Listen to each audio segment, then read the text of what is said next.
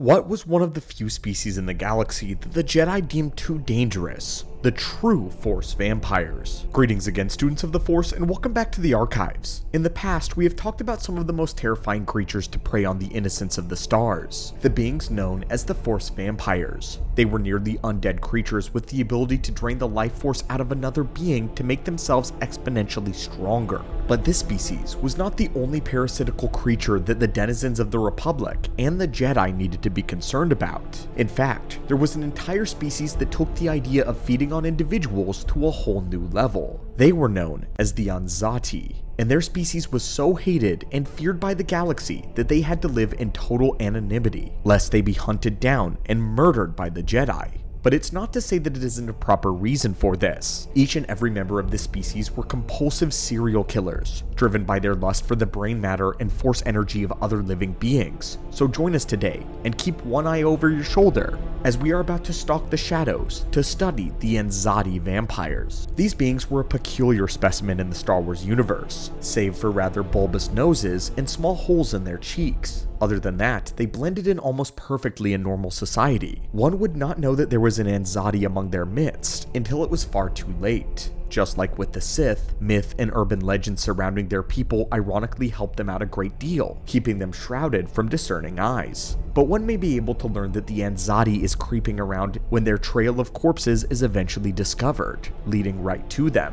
They were natural predators, preferring to hunt sentient races of every shape, size, and species. But their tastes were rather specific. They did not care for small or easy pickings. They only wanted to feed on those life force that was strong and powerful. Those who were strong-willed were considered the tastiest, and those who were weak-minded were considered very unsavory. In order to sustain themselves on the same level of an average sentient eating 3 meals, they would have to feed on 12 weak-minded beings a day. Clearly, this was not conducive to remaining anonymous among the stars, so it was in their best interest to find strong-willed creatures, or even a single powerful individual to feed on repeatedly. Their method of feeding was also grotesque. Using a natural ability of hypnosis, they bewitched their victims in a manner similar to a Jedi mind trick. Using telepathy, the Anzati lured their unsuspecting targets into their grasp, and once they had them, the feeding would begin. Prehensile proboscis similar in appearance to tentacles. They kept these proboscis coiled within their twin cheekbones in order to stay indistinguishable from humans, but once they had their victim in their sights, they would protract these tendrils and snake them into their victim's nostrils and directly into their brain cavity. From here, they would suck out their brain matter, which also contained their force energy, and at this point, the victim would have already awoken from the hypnosis, but could still only struggle in fear. By the time the Anzati began to feed, there was no escape. The species called this particular meal by several names, such as Luck of the Sea of Memory, but the most common reference was soup. This is because when the brain matter was sucked out and it mixed with the life energy, it would look sort of liquid slurry. The Anzani traditions, the terms referred to as the life essence or the spiritual power of the victim. They also believed that this life essence governed a living being's personal presence. Thus, the more presence one of the victims had, the more potent their luck was likely to be, therefore more tasty the meal. Hence why they preferred to feed on strong-willed or force-sensitive creatures. Some of them got hunger so badly that they became addicted to hunting and killing Jedi, who, because of their connection of the Force and training to interact with it, made them especially delicious, and they had the most potent of luck. It was said that the Anzati kept their victims alive for several feedings, taking great pleasure in the fear and terror that they felt through the entire ordeal. The biology and the philosophy of the Anzati was also incredibly peculiar as well. First off, some medical studies indicated that they had no natural biorhythm, that is to say no pulse, and as a result, no body heat. This rendered them basically dead to most bioscanners, which increased their already uncanny stealth abilities. And second, they were incredibly long-lived. Even the youngest were ancient, and the ages of the oldest could not be measured except with using eons. It was said that they roamed the galaxy before the Republic was even a dream of the core worlds. The Anzati could live for centuries, sustained by the life essence that they drew from others. Even one who did not feed at least once every few days would merely grow hungry. But although it was difficult for them to die by natural means, they were still susceptible to death by starvation. In order to hunt their prey, the Anzati were much stronger and faster than the average being. They had to be. Even without training, they were naturally at their physical level of a peak human. Anzati possessed exceptional skill and agility, as quick as the reflexes that could challenge even a trained Jedi Knight. They had a keen sense of smell, and a sixth sense for detecting those that were strong with luck or presence in the Force. While it wasn't a rule that all Anzati were Force sensitive, many of them were, but they remained untrained by any specific order. They preferred to use any of their own abilities towards the Great Hunt. At this point, some may think that they were effectively immortal, and that because of that, they have become experts in the fields of science, or devote their lifespan to productive breakthroughs in the galaxy.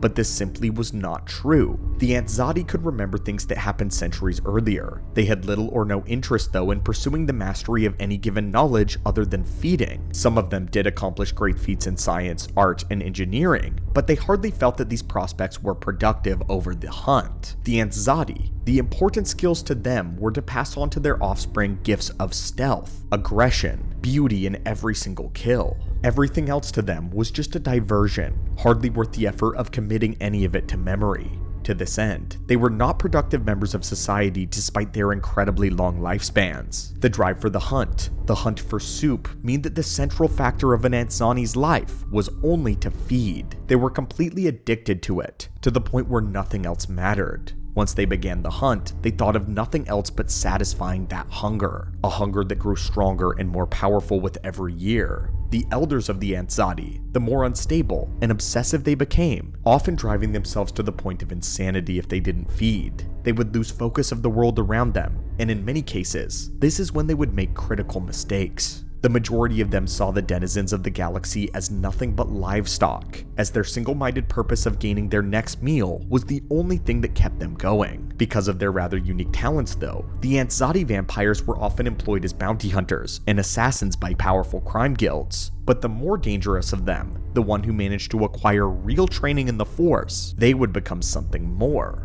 The most deadly of the Anzati in recent memory was the Jedi Master Volfe Karkko. This man was a member of the Jedi Order prior to the year 1032 BBY, and had been inducted into the Jedi Order when he was an adult of 800 years old. He restrained himself from feeding, and instead kept himself satiated by other means, believing that he was far above the basic instincts of his people. However, he was a very prideful man who liked to make claims about his people knowing the very first Sith Lords ever. He even had rumors that the Sith were byproducts of this ancient species, claims that had no background in any historical findings. Nevertheless, he spent an excessive amount of time in the Jedi archives reviewing the likes of endless knowledge and any information about the Sith that lay within them. Eventually, he would get a taste of the soup after letting his curiosity overwhelm him. This led to an addiction that caused him to feed on many beings until he got a taste for his own Jedi brethren. This addiction rapidly developed into his fall to the dark side. The threat posed by Karkko's increasing bloodlust caused the High Council to collectively rise up to defeat this one Jedi Master. But rather than executing him, the Council placed him in a stasis chamber on a prison world of Kifex, here where he would remain for over 1,000 years, until the time came just prior to the Clone Wars. He remained completely conscious for every moment, as the Council hoped that as a Jedi Master, this could allow him to contemplate the error of his ways, to become repentant. However, this simply ended up being torture, and he was too far gone, so he spent his time in isolation planning for revenge. He was turned into a Jedi legend, a myth, but he was always far too real. His mental summons drew many of the Anzati people to the grounds of his imprisonment, where they would worship him as a dark dreamer. He even began to feed on the presences of his own people, but instead of killing him, the vile cannibalism devolved them into feral monstrosities of their former selves, far worse than even the original Anzani. In the year 30 BBY, Karkko would lure a Jedi by the name of Aayla Secura to his location of holding, and trick her into releasing him. Taking her mind under his control, he began to put his plans into motion. He would terrorize the world of Kifex, draw the attention of the Jedi, and then he would spring his trap.